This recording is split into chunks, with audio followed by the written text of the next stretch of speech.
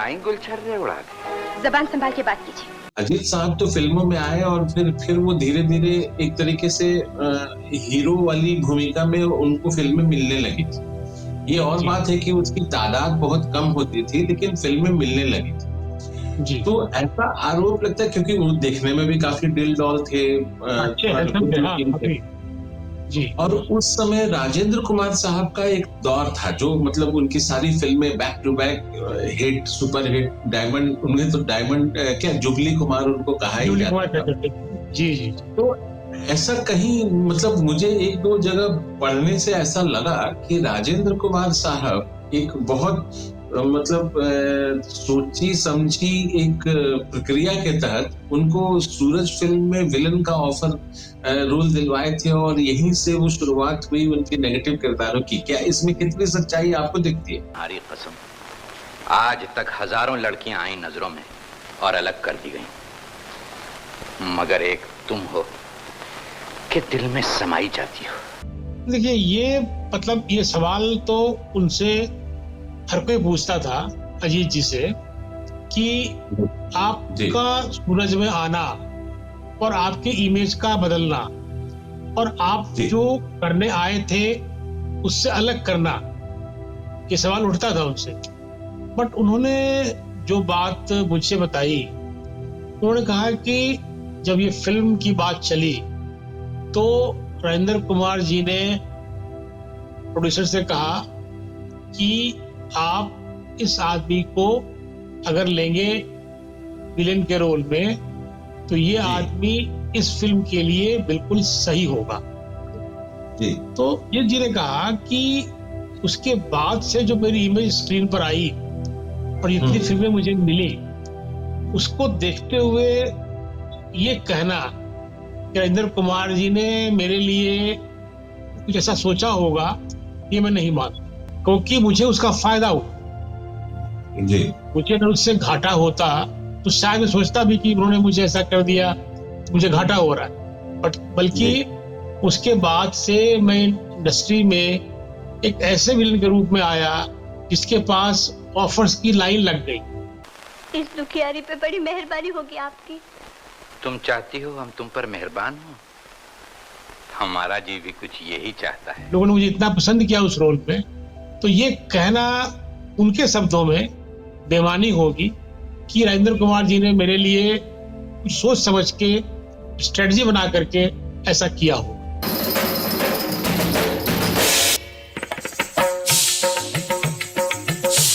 तो बने रहिए हमारे साथ आज के इस दिलचस्प वीडियो में। नमस्कार दोस्तों, मैं हूं विजय पांडे और आप देख रहे हैं golden moments with Vijay Pandey. Video में आगे बढ़ने से पहले आप हमारा चैनल सब्सक्राइब करना ना भूलें।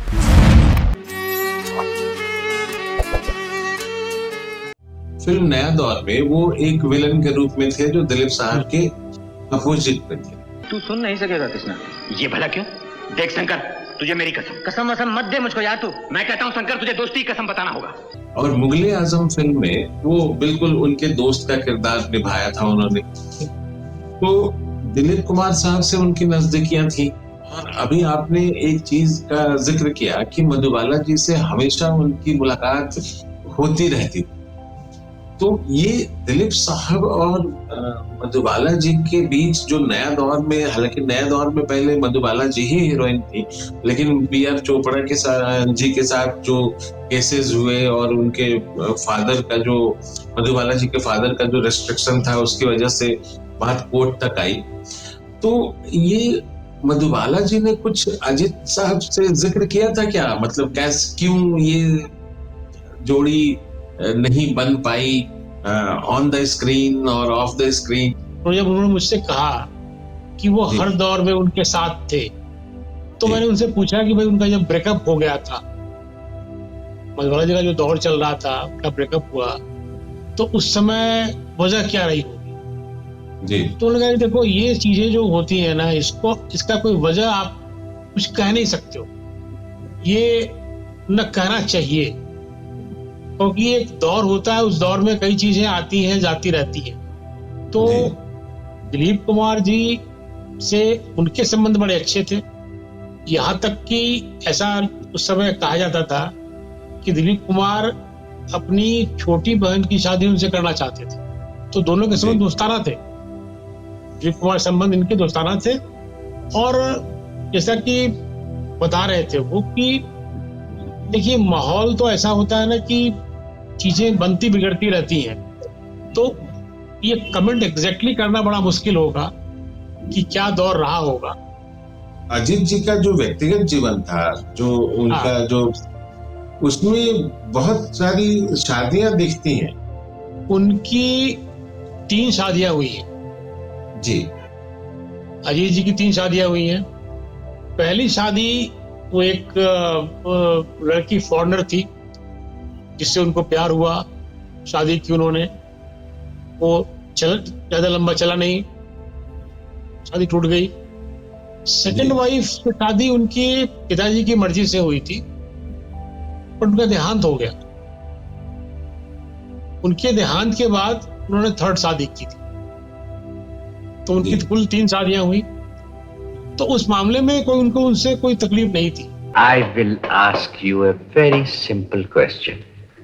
As a police officer, how will you tackle an imposter? मुझे लगता है कि कालीचरण फिल्म के हिट होने में जितना योगदान शत्रुजी का है, उससे कम नहीं है। कहीं कम अजित साहब का योगदान नहीं माना जाएगा, क्योंकि बिल्कुल इस फिल्म मतलब आज भी कालीचरण अगर फिल्म की बात होती है तो सिर्फ एक ही डायलॉग सामने आता है। एक बात मत भूलिए डीएसपी साहब, कि सारा शहर मुझे लॉयन के नाम से जानता। और वाकई लॉयन जैसी उनकी पर्सनालिटी भी थी। मतलब उन्होंने मुझे कहा कि जब मैं कॉलेज में पढ़ता था तो मेरे स्कूल के टीचर, मेरे दोस्त मुझसे बार बार कहा करते थे कि यार तू यहाँ क्या पढ़ा हुआ है, जा फिल्मों में काम कर, तेरे लिए वही जगह है। तो इन्होंने अपने दोस्तों के कहने पे जब ये कॉलेज में आ गए थे तो इन्होंने नाटकों में काम करना भी शुरू किया।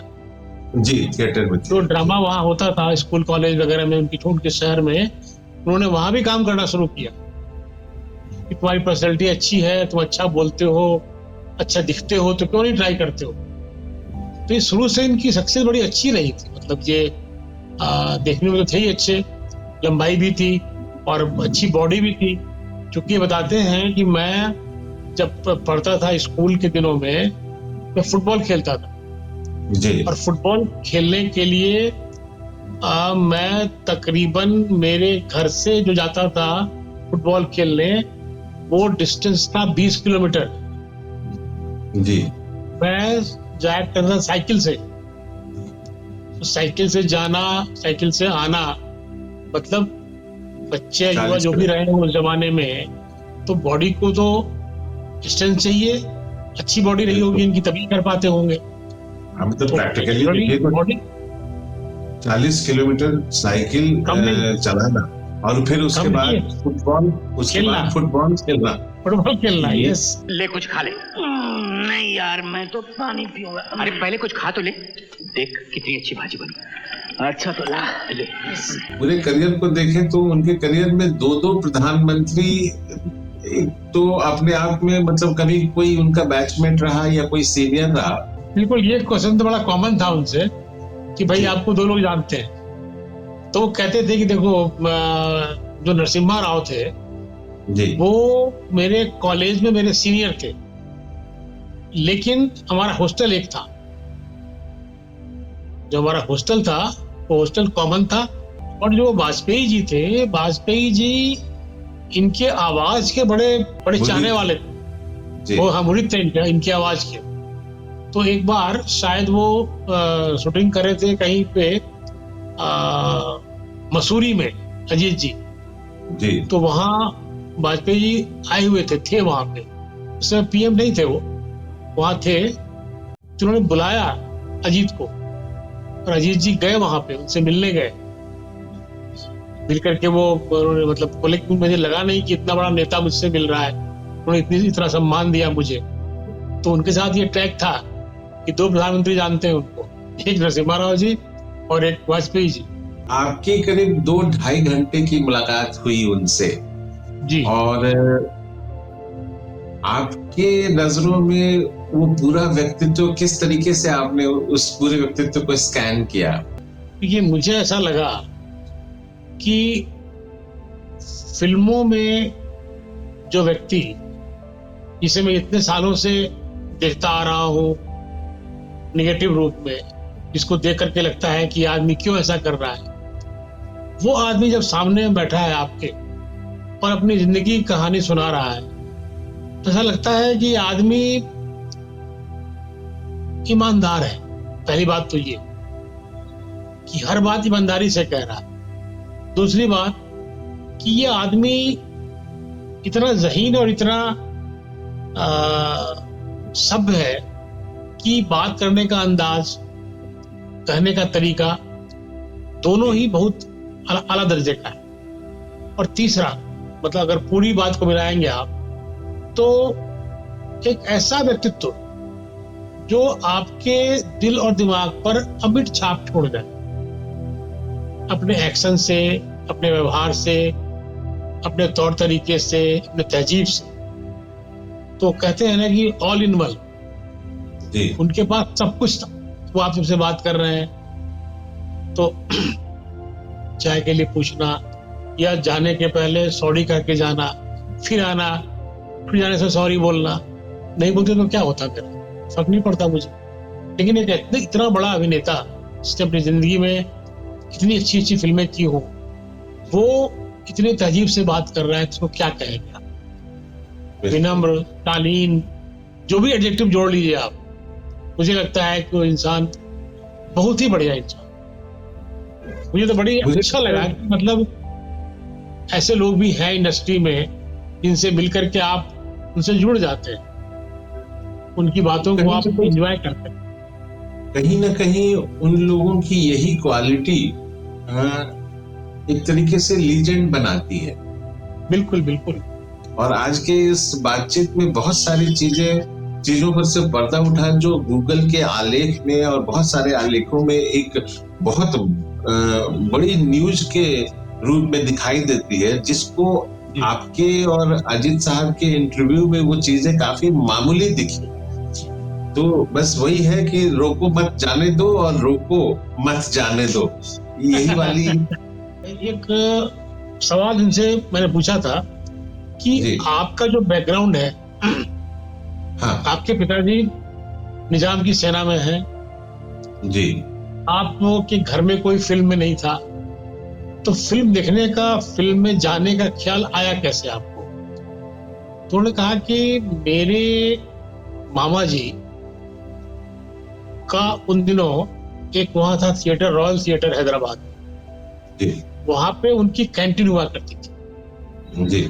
उसके कारण मुझे सिनेमा हॉल में जाना आना फ्री था। तो मैं सारी फिल्में देखता था।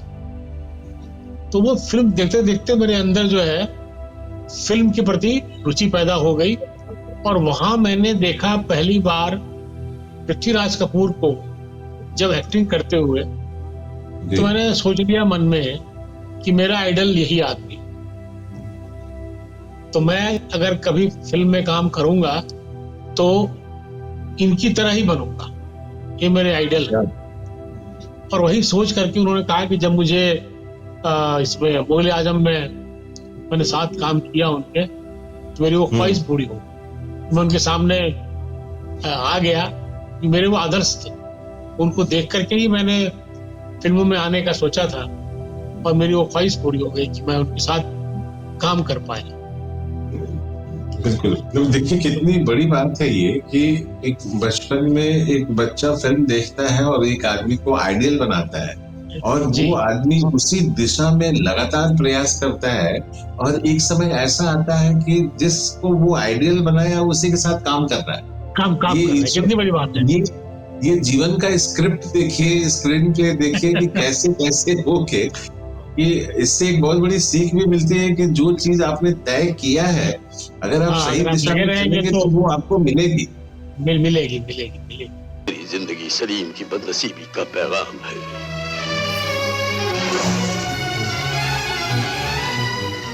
कि एक घटना का उन्होंने जिक्र किया था कि जब वो, देखिए उनका जो मुंबई में जब वो आए थे ना, तो उनका रहने का पहला ठिकाना था क्रॉफर्ड मार्केट जी। थोड़ा पैसा कमा लिया उन्होंने तो दादर में आ गए, दादर से माहिम में आए जी, माहिम से कोलाबा गए और कोलाबा से माउंट वेरी आए जी, बांद्रा में आ गए थे माउंट वेरी में। तो एक घटना का उन्होंने जिक्र किया था कि माउंट वेरी में उन दिनों एक बवाली हुआ करता था जिसका नाम था राम सिंह जी, बड़ा फेमस था उस एरिया का।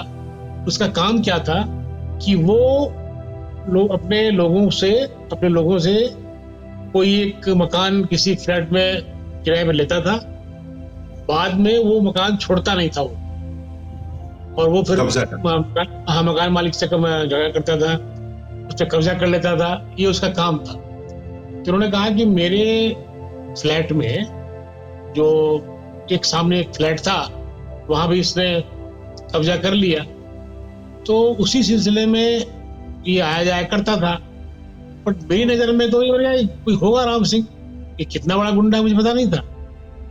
लेकिन एक बार इनके बड़े वाले बेटे को उसने कुछ बोल दिया राम सिंह, तो उन्होंने कहा कि मुझसे मेरे गुस्सा बर्दाश्त नहीं हुआ, मैंने राइफल निकाली घर से अपने और मैं सीधा उसके घर पहुंच गया, वहां जाके फायरिंग कर दिया मैंने। जब मैं फायरिंग करके आ गया तो लोगों ने कहा कि साहब वो तो बहुत बड़ा मतलब गुंडा है शहर का, क्यों ऐसा किया आपने, वो तंग करेगा आपको। तो उन्होंने कहा कि तंग क्या करेगा, गलती उसकी है, मेरे बेटे को उसने बोला तो मैं उसको मार के आ गया वहां बोल करके। फिर ये गए, उन्होंने जाकर के FIR लिखाया। उन्होंने कहा कि उस समय जो मुंबई के पुलिस कमिश्नर थे और उनके पास जाके मैंने एक बात की कि ये आदमी जो है ऐसे ऐसे कर रहा है।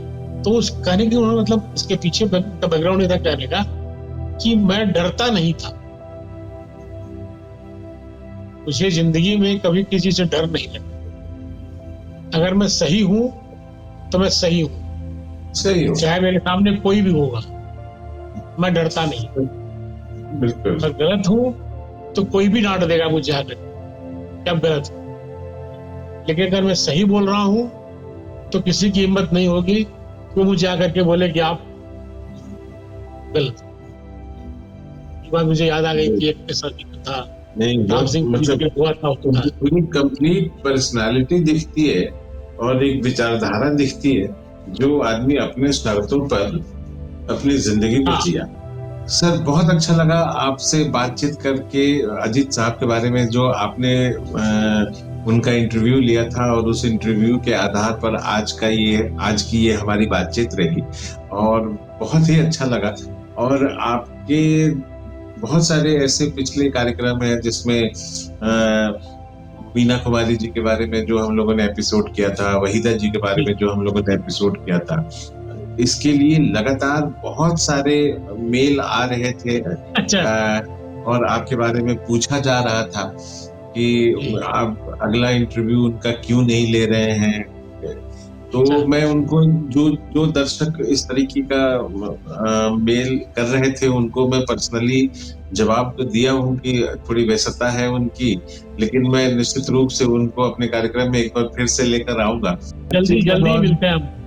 तो ये थे वरिष्ठ पत्रकार राजेश कुमार सिन्हा साहब, जिनका ये पूरा वीडियो उन्हीं पर आधारित था कि उन्होंने अजीत साहब का इंटरव्यू लिया था। हमारा ये वीडियो आपको कैसा लगा हमें कमेंट बॉक्स में जरूर बताइएगा। अब अपने दोस्त और होस्ट को दीजिए विदा, अगले वीडियो में फिर हाजिर होता हूँ। तब तक के लिए नमस्कार, धन्यवाद, शुक्रिया। अगर आप इसी वीडियो के माध्यम से हमारे चैनल से जुड़े हैं तो हमारे चैनल को सब्सक्राइब करना ना भूलें। आप अपनी राय या फरमाइशें हमें ईमेल भी कर सकते हैं। हमारा ईमेल आईडी है goldenmomentswithvijaypande@gmail.com। अब अपने इस दोस्त और होस्ट विजय पांडे को दीजिए विदा। अगले वीडियो में हम फिर हाजिर होंगे ऐसे ही किसी नायाब फनकार के नायाब किस्से को लेकर। तब तक के लिए नमस्कार, धन्यवाद, शुक्रिया।